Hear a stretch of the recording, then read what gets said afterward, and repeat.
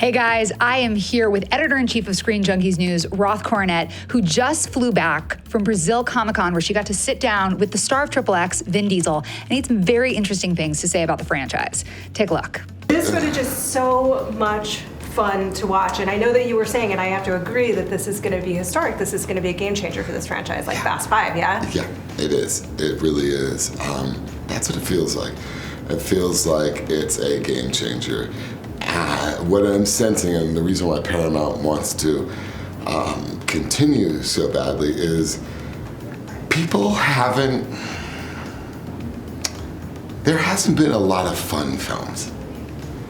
Ironically, for some reason, you know, we always think of the fun popcorn movie, but people drop the fun somehow. And they're just popcorn movies, and we're not getting any fun when we go to the theater. This feels like a fun movie. You finally have a license to have fun. The irony is, I needed to do it for that very reason. I was coming off of Furious 7. Obviously, that was arduous, and everyone in the world knows what that felt like. And I knew that going into Fast 8 would be another dark road, probably even darker. And so I had an opportunity to play a character that laughs and smiles and has fun, and that I needed for myself, and I needed for my own existence, and that's probably what I'm most proud about with this movie, that fun really translates. You know what I love about this is not only is Vin Diesel talking about like the fun he can have on sets, but you can really see his producerial mind at work. Absolutely. Which I find so fascinating. What else did you guys talk about? It's funny because he, like you say, first of all, he's so good at branding and marketing. I think he's kind of a genius in that regard, but he's also a really smart producer. And the message that he's delivering about this film is like, listen, this film is escapist, it is fun, it is not meant to be taken seriously. He emphasized that he sort of had obviously a difficult time making Furious 7, of course, because they lost Paul Walker. Mm-hmm. And that was tragic. And that sort of changed the tone of that franchise, which we'll talk about in a minute. But I think that what he's really pushing about XXX also is, and I know you and I are both Fast and Furious fans. Big time. That fifth movie, Fast 5, changed that franchise. Oh, are you kidding me? Yeah, it made it a global phenomenon. When you've got a safe being driven through the streets of Rio, busting stuff up, and also bringing in The Rock, which was so smart, and that Hobbs character totally reinvigorated the franchise. But with XXX, I have not seen the movie. I have only seen the trailer. But the trailer looks ridiculous. Yes. You saw more than the trailer, though. I did. I saw 15 minutes of footage at Brazil Comic-Con, and that crowd was going insane, not only for this movie, but for Vin. And I think he really is emphasizing that he thinks that this one could be a game changer for XXX the way that Fast 5 was for the Fast and the Furious. And after seeing that footage, I know you're going to doubt me and you're going to be like, oh, it's because you went to Brazil. but no, I really think that he's correct that it could do that because it is stupid fun. This is so exciting, but it doesn't just look like it's fun. It also looks like the action is crazy. And that's the thing that Fast and Furious does so well, are the giant set pieces. Yeah, and you've seen a little bit of this in the trailers. Like this is a totally heightened reality, right? Like they are skiing in forests, they are on motorbikes in waves and basically surfing on motorbikes. Yes. Like it is out of control. And so his message that he's delivering is like, you know, hey, we came, and he said this because he was at Brazil Comic-Con, we came to Brazil with Fast 5, we changed history, we're gonna do it again with XXX. Yeah. And he's really doubling down on this franchise. He's a producer on both though. Sure, and we know that there's going to be 3 more Fast and Furious movies. We've got 8, 9, and 10. He also said at the Brazil Comic-Con that Paramount is so on board and so confident that they have already greenlit a sequel and that they're going to start shooting in May of this year, which is really soon. That's really soon, because the movie comes out on January 20th here in the States. What do you think the expectation should be from audiences, and what do you think it needs to do for the studio in order to make sure that May is still a done deal? And will this be something, I mean, when you said January 20th, I get a little worried, but this is what makes Vin Diesel so crazy smart. Oh, come on, surfing bikes, this is the bomb.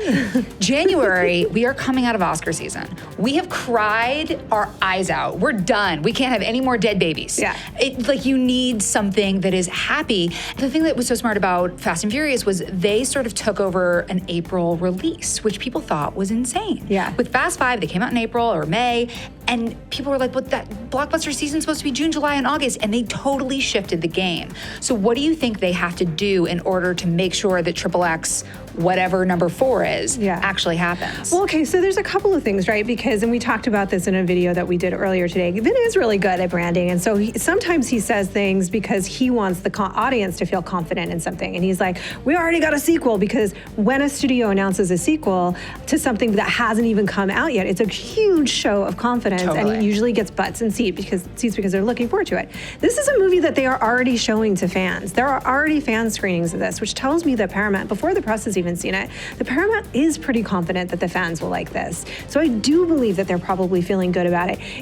A January movie normally means it's in the dumping ground, right? Right. So what do they have to do in order to make this work? I mean, it has to make a boatload of cash, right? Mm-hmm. But it also has no competition because it's in January, where it's not huge blockbuster season. Right. And January, there is no season anymore, right? Like, it used to be that summer movies were for 3 months. They keep going out and out and out and out and out. And we've seen some great movies come out in January.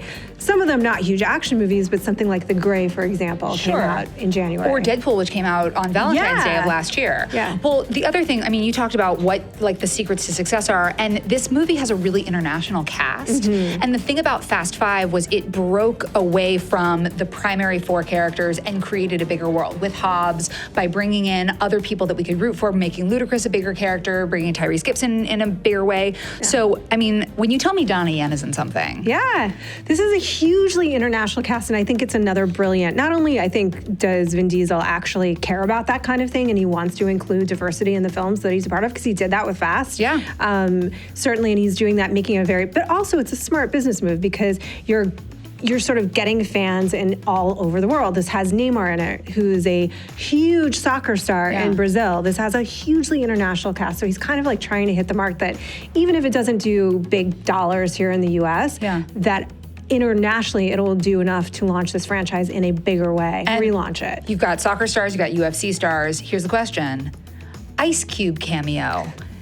Wait, is that smile you saying that you've seen one? I have not seen the Ice Cube cameo. Is there an Ice Cube cameo? I don't know. I cannot confirm or deny. I can't confirm or deny an Ice Cube cameo. I haven't seen it, but man, you and I can pray. Oh my God. So the fact that we're already dancing around talking about XXX, I think says a lot. But you also talked to him about Fast and Furious 8. Yes. And he was a different Vin when you talked to him about that.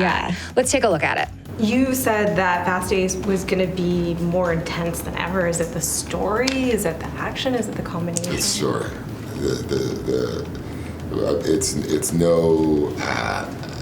It's no accident that we enlisted Oscar-winning actors for this movie because of its intensity. Even enlisting Gary Gray to direct it was all part of kind of providing the intensity that this next chapter would entail. It kind of breaks my heart to watch that clip, because you can see how emotionally raw he still is. Because, I mean, Paul Walker, he has said, was like a brother for him. Mm-hmm. So I appreciate that he's talking about like how difficult it is and how it's going to be a much more somber film, but you talked about like the rules of engagement and the universe that Vin Diesel is able to create. Mm-hmm. With Fast and Furious, he made a world where cars can fly out of planes or across buildings. Across 3 buildings. Across whatever you need them to fly across. And so can people. Vin Diesel turns into a flying squirrel and like snatches Michelle Rodriguez out from the jaws of a tank. This is the best. It's the best. But what do you think is going to happen now with this franchise? And is he really passing the torch to XXX? It's interesting because I did think about that. You know, look, we all know how hard that was on that entire cast and everyone behind the film, and particularly Vin Diesel. And you and I think that reporters who've been fortunate enough to be part of like interviewing them over the years, there was a dramatic shift, and it was a really tough year for them. Yeah. And I think that though I will say this, so there is an inherent somberness to that franchise now after the loss of Paul Walker for everyone, and maybe they're just rolling into it a little bit more, you said the last one was for Paul Walker, this one's from Paul Walker, and they're trying to honor him again. But I also think from a producer standpoint, he is distinguishing the two.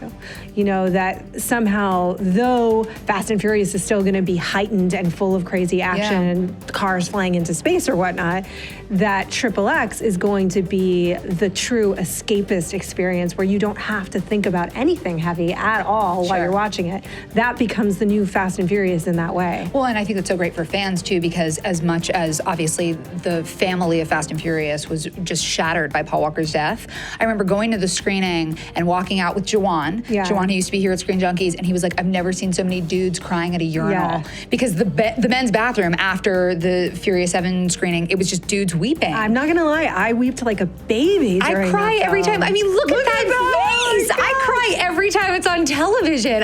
Paul Walker, who I used to call the ding, because when he smiled, that was the sound his teeth made. I mean, he was so intrinsic to the franchise. And what I feel bad for with Vin Diesel is there's probably a little bit of survivor guilt because the franchise is so successful and they're not gonna abandon it and they are gonna do 3 more movies. But I'm very excited when you talked about the Oscar winners that they brought in. Yeah, so let's talk about that. I mean, because this is a different, we talked about some of the cast for XXX, which is a really, look, Ruby Rose is awesome, and she is playing, not only is she a real DJ, I don't think that she DJs and is a sniper in this movie, but I do believe that there is some mixing up of DJing and sniping that will occur in XXX. Does she kill him with the beat? She kills it with the beat. She literally kills it with the beat. I don't know, but I think that there's gonna be some of that. So this is a really fun cast as well, and a very popular cast. But in Fast 8, you've got Helen Mirren, you've got Charlize Theron, you have my personal beloved Kurt Russell again. So this is a movie that they are bringing heavy hitter actors to this film. They are. And F. Gary Gray, who directed this, he also directs Straight Outta Compton, but he also directed Charlize Theron and Jason Statham in the Italian Job remake. Yes. Which is sort of undervalued, but is actually a really enjoyable movie. So he knows how to do car set pieces. I mean, honestly, Fast and Furious has a very special place in my heart. But the XXX franchise looks so cool. Yeah, I mean, I know it's funny because I feel like probably it's like you girls are actually gushing over Fast and the Furious. Yes. Yes. We are. Because I love it too. It is exactly that. It is escapist, popcorn fun, silly fun. And I think that the new XXX is going to be that too, where it took it to a level where it's no longer even remotely taking itself seriously. And it's like, let's just roll into doing the most impossible. This would never happen in reality stunts. But the crazy thing is that they've got stunt people actually doing this. There's online you can search and see the stunt person on a motorbike in waves. Oh, that's surfing in waves, that is happening. When I saw that clip in the trailer, I was just like, yes, this movie takes all of my money. And this isn't it. I mean, you were getting gold from Vin Diesel.